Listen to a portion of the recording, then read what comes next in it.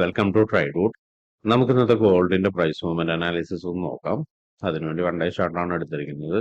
One day ചാർട്ടിൽ നോക്കിയാൽ കാണാം, കഴിഞ്ഞ വെള്ളിയാഴ്ച വളരെ സ്ട്രോങ് ആയിട്ട് മാർക്കറ്റ് മുകളിലോട്ട് പോയിട്ട് ഇവിടെയുള്ള ഒരു ചെറിയ കൺസോളേഷനെ ബ്രേക്ക് ചെയ്തിട്ടാണ് പോയിരിക്കുന്നത്. സോ മാർക്കറ്റ് ഒരിക്കൽ കൂടി അവിടേക്ക് എത്തുമെന്നാണ് പ്രതീക്ഷിക്കുന്നത്. അവിടേക്ക് എത്തിക്കഴിഞ്ഞാൽ ഒരു ഫുൾ ബാക്ക് കിട്ടാനുള്ള സാധ്യത കാണുന്നുണ്ട്. കുറച്ചും കൂടി താഴോട്ടേക്ക് ഇറങ്ങുകയാണെങ്കിൽ ഈ ഒരു ലെവലിലേക്കായിരിക്കാം ഇറങ്ങാനുള്ള അടുത്ത ലെവല്. അതുപോലെ മുകളിലോട്ട് പോവുകയാണെങ്കിൽ മാർക്കറ്റ് എത്താനുള്ള അടുത്ത സാധ്യതയുള്ള ഏരിയ എന്ന് പറയുന്നത് ഇവിടെയാണ്. ഇവിടെ ഒരു എഫ്ഇജിയും കൂടി ഉണ്ട്, അതിനെയും മാർക്ക് ചെയ്ത് വെക്കുന്നുണ്ട്. അപ്പൊ ഇത്രയാണ് വൺ ഡേ ചാർട്ടിലെ പ്രധാനപ്പെട്ട ഏരിയാസ് മാർക്ക് ചെയ്യുന്നത്. ഇനി നമുക്ക് ചെറിയ ടൈം ഫ്രെയിമിലേക്ക് പോവാം. അതിനു മുന്നേ ഇന്നത്തെ പ്രധാനപ്പെട്ട ന്യൂസുകൾ എന്തെങ്കിലും ഉണ്ടോ എന്നുള്ളത് നോക്കാം.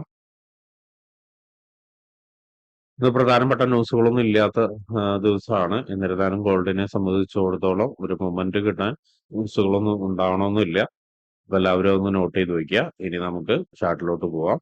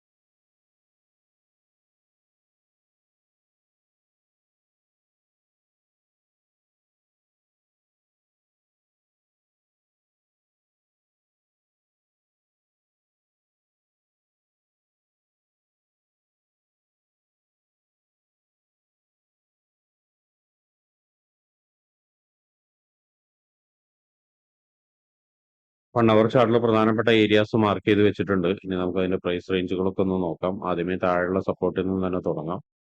3268.543 ആൻഡ് 3281.969. അടുത്തത് 3298.513 ആൻഡ് 3309.302. അടുത്തത് 3334.477. അടുത്തത് 3344.309. അടുത്ത റെസിസ്റ്റൻസ് ആണ് 3364.447 ആൻഡ് 3374.997. അടുത്ത റെസിസ്റ്റൻസിന്റെ 3395.856. അടുത്തത് 3405.207. അടുത്തത് 3428.704. അടുത്തത് 3439.973. അപ്പൊ ഇത്രയാണ് പ്രധാനപ്പെട്ട ഏരിയാസ്. നമുക്ക് ഇനി 50 മിനിറ്റ്സിൽ പോയിട്ട് എൻട്രി സാധ്യതകളൊന്ന് നോക്കാം. 50 മിനിറ്റ്സിലോട്ട് വരുന്ന സമയത്ത് മാർക്കറ്റ് ഡെഫിനറ്റ്ലി അപ്രോച്ച് ചെയ്യാവുന്ന ഒരു ഏരിയ എന്ന് പറയുന്നത് ഈ ഒരു ലെവല് തന്നെയാണ്. ഈ ലെവലിലേക്ക് എത്താനുള്ള സാധ്യത വളരെ കൂടുതലാണ്. ഓൾറെഡി നമ്മൾ അവിടെ മാർക്ക് ചെയ്ത് വെച്ചിട്ടുണ്ട്. ഇനി ഈ ലെവലിലേക്ക് വന്നു കഴിഞ്ഞാൽ അടുത്തൊരു സാധ്യത എന്ന് പറയുന്നത് ഇവിടെ നിന്നൊരു കൺഫർമേഷൻ കിട്ടുകയാണെങ്കിൽ, നല്ലൊരു കൺഫർമേഷൻ കിട്ടി ആണെങ്കിൽ നമുക്ക് അടുത്ത് മാർക്കറ്റ് വരാനുള്ള ഒരു ലെവൽ എന്ന് പറയുന്നത് ഇവിടെ ആണ്. ഈ ഒരു ഏരിയ വരെ മാർക്കറ്റ് എത്താനുള്ള ഒരു സാധ്യത കാണുന്നുണ്ട്. അപ്പോൾ ഇവിടെ നിന്നൊരു കൺഫർമേഷൻ കിട്ടുകയാണെങ്കിൽ ഇവിടെ ഈ ഒരു ലെവൽ വരെയുള്ള എൻട്രി ഉണ്ട്. ഇനി ഒരുപക്ഷെ ഇവിടെ നിന്നിട്ട് ഒരു ബ്രേക്ക് ഔട്ട് കിട്ടുകയാണെങ്കിൽ, ഒരു നല്ലൊരു ബ്രേക്ക് ഔട്ട് കിട്ടുകയാണെങ്കിലും നമ്മൾ ശ്രദ്ധിക്കേണ്ട കാര്യം എന്ന് വെച്ചാൽ പെട്ടെന്ന് ഒരു എൻട്രി എടുക്കാതിരിക്കുക. കാരണം മാർക്കറ്റ് ഒരു ചെറിയൊരു ബെയറിഷിന്റെ ഒരു ഇത് തന്നിട്ടുണ്ട്. സോ അത് കൺഫേം ആവണമെങ്കിൽ, ബെയറിഷിൽ നിന്ന് ബുള്ളിഷിലേക്ക് കൺഫേം ആവണമെങ്കിൽ ഈ ക്രിയേറ്റ് ചെയ്ത സിങ് ഹൈനെ ബ്രേക്ക് ചെയ്യണം. ആ സിങ് ഹൈനെ ബ്രേക്ക് ചെയ്ത് ഈ റെസിസ്റ്റൻസ് ഏരിയയും കൂടി ബ്രേക്ക് ചെയ്ത് കഴിഞ്ഞാൽ നമുക്ക് അടുത്തൊരു ബൈ എടുക്കാം. ആ ഒരു ബൈയുടെ ടാർഗറ്റ് എന്ന് പറയുന്നത് ഫസ്റ്റ് ലൈൻ ഇവിടെയാണ്, സെക്കൻഡ് ടാർഗറ്റ് ഈ ഒരു ഏരിയ കൂടിയാണ്. അതും ബ്രേക്ക് ചെയ്ത് കഴിഞ്ഞാൽ അടുത്ത ടാർഗറ്റ് എന്ന് പറഞ്ഞാൽ മുകളിൽ വരച്ച ഏറ്റവും വലിയ റെസിസ്റ്റൻസ് ഏരിയ ആണ്. അവിടേക്ക് പെട്ടെന്ന് എത്തണമെന്നൊന്നുമില്ല, കാരണം അതിന്റെ ഉള്ളിൽ 50 മിനിറ്റ്സിന്റെ പ്രധാനപ്പെട്ട ഏരിയാസ് ഒക്കെ ഉണ്ടാവും. എസ്പെഷ്യലി ഇവിടെ ഒരു 50 മിനിറ്റ്സിന്റെ ഏരിയ ഉണ്ട്. അതുപോലെ തന്നെ അതിന്റെ മുകളിലും 50 മിനിറ്റ്സിന്റെ ഒരു ഏരിയ ഉണ്ട്.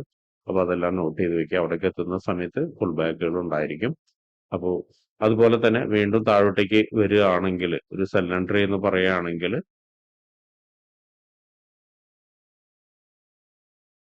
ഇവിടെ കാണുന്ന ലോയിനെ ബ്രേക്ക് ചെയ്ത് മാർക്കറ്റ് സസ്റ്റെയിൻ ചെയ്തിട്ട് പിന്നൊരു വലിയ വീഴ്ച വരണം. ശ്രദ്ധിക്കേണ്ട കാര്യം സസ്റ്റെയിൻ ചെയ്തിട്ട് വലിയ വീഴ്ച ആയിരിക്കണം, അല്ലെങ്കിൽ ഒരിക്കലും സെൽ എൻട്രി എടുക്കരുത്. ചിലപ്പോൾ ഇവിടെ വന്നിട്ട് ഒരു ഫേക്ക് ബ്രേക്ക് ഔട്ട് വന്നിട്ട് വീണ്ടും മുകളിലോട്ട് കയറി പോയി കഴിഞ്ഞ് ഇതിന്റെ മുകളിലോട്ട് കയറി കഴിഞ്ഞാൽ വീണ്ടും ബൈ എൻട്രി തന്നെയാണ്.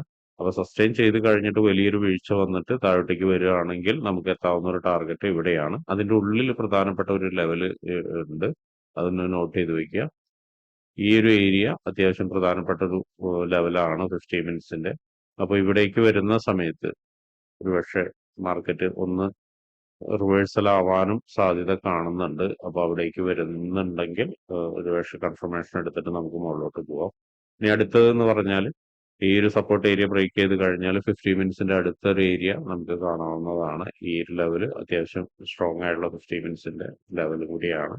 അപ്പോൾ ആ ലെവലിലേക്ക് വരുമ്പോഴും അവിടെ നിന്ന് ഒരു കൺഫർമേഷൻ കിട്ടുകയാണെങ്കിൽ നമുക്ക് ഒരു ബൈ എൻട്രി എടുക്കാം, അല്ലെങ്കിൽ ബ്രേക്ക് ചെയ്ത് വരികയാണെങ്കിൽ അടുത്ത സപ്പോർട്ട് ഏരിയ വരെ നമുക്ക് എടുക്കാവുന്നതാണ്. അപ്പോൾ ഇത്രയാണ് ഇന്നത്തെ ഗോൾഡിലുള്ള പ്രൈസ് മൂവ്മെന്റ് അനാലിസിസ്. ട്രേഡ് എടുക്കുന്ന ആളുകൾ ശ്രദ്ധിക്കേണ്ട കാര്യം 50 മിനിറ്റ്സിന്റെ കുറച്ച് ലെവലുകൾ പറഞ്ഞിട്ടുണ്ട്, അതെല്ലാം ചാർട്ടിൽ മാർക്ക് ചെയ്ത് വെക്കുക. അതുപോലെ തന്നെ 1 അവറിന്റെ മാത്രമാണ് പ്രൈസ് പറഞ്ഞിരിക്കുന്നത്. അപ്പൊ ഇതെല്ലാം നോട്ട് ചെയ്ത് വെച്ച് പ്രൈസും അവിടേക്ക് വരുന്ന സമയത്ത് എങ്ങനെ മാർക്കറ്റ് ബിഹേവ് ചെയ്യുന്നു എന്നുള്ള മറ്റുള്ള കാര്യങ്ങളൊക്കെ ഓക്കെ ആണെങ്കിൽ മാത്രമേ ട്രേഡ് എടുക്കാവൂ. ഒരിക്കലും ബ്ലൈൻഡ് ആയിട്ട് ട്രേഡ് എടുക്കരുത്. അപ്പൊ ഇങ്ങനെയുള്ള കാര്യങ്ങളൊക്കെ നിങ്ങൾക്ക് പഠിക്കാൻ താല്പര്യമുണ്ടെങ്കിൽ ട്രേഡ് റൂട്ടുമായിട്ട് ബന്ധപ്പെടാം. അത് ഫ്രീ ആയിട്ട് ട്രേഡിങ്ങിന്റെ കാര്യങ്ങളൊക്കെ നിങ്ങൾക്ക് പഠിക്കാവുന്നതാണ്. അതിനു വേണ്ടിയിട്ട് ഈ വീഡിയോയുടെ ഡിസ്ക്രിപ്ഷനിൽ ഒരു ഗൂഗിൾ ഫോം കൊടുത്തിട്ടുണ്ട്.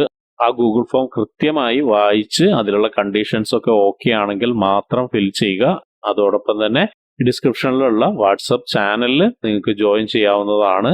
അവിടെ ട്രേഡ് റൂട്ടിന്റെ അപ്ഡേറ്റ്സ് ലഭിക്കുന്നതാണ്. അപ്പൊ എല്ലാവർക്കും ഇന്നൊരു പ്രോഫിറ്റബിൾ ഡേ ആവട്ടെ എന്ന് ആശംസിക്കുന്നു.